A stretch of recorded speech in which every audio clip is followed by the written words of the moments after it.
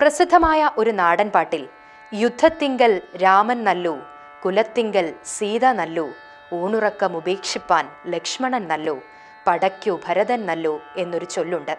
ഒരേട്ടൻ രാമനെ പോലെ, ഏട്ടത്തിയമ്മ സീതയെപ്പോലെ, അനുജന്മാർ ലക്ഷ്മണനെയും ഭരതനെയും പോലെ എന്നാണ് രാമായണം പഠിപ്പിക്കുന്നത്.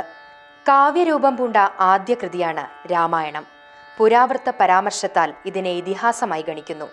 ബാലകാന്ഡം, അയോധ്യാകാന്ഡം, ആരണ്യകാന്ഡം, കിഷ്കിന്ധാകാന്ഡം, സുന്ദരകാന്ഡം, യുദ്ധകാന്ഡം, ഉത്തരകാന്ഡം എന്നീ 7 കാണ്ഡങ്ങളടങ്ങുന്ന 500 അധ്യായങ്ങളിൽ രാമായണം രചിക്കപ്പെട്ടിരിക്കുന്നു.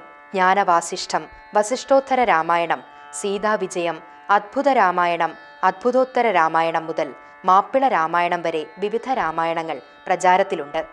ഏതും സ്വീകരിക്കാം. ഭാരതീയ സാംസ്കാരിക ജീവിതത്തെ രാമായണം പോലെ സ്വാധീനിച്ച മറ്റൊരു മഹത് ഗ്രന്ഥമില്ല. ദശാവതാരങ്ങളിൽ മാനുഷിക മൂല്യങ്ങൾക്കും സാരോപദേശങ്ങൾക്കും പ്രാമുഖ്യം കൽപ്പിച്ചിട്ടുള്ളത് ശ്രീരാമനും ശ്രീകൃഷ്ണനുമാണ്. അതിനാൽ രാമായണവും ശ്രീമദ് ഭാഗവതവും യുഗയുഗാന്തരങ്ങളായി ജനഹൃദയങ്ങളിൽ സ്ഥിരപ്രതിഷ്ഠ നേടിവരുന്നു. ഒപ്പം വാത്മീകിയും വേദവ്യാസനും യുഗശ്രേഷ്ഠ ഗ്രന്ഥാക്കളായി വാഴ്ത്തപ്പെടുന്നു. നമസ്കാരം.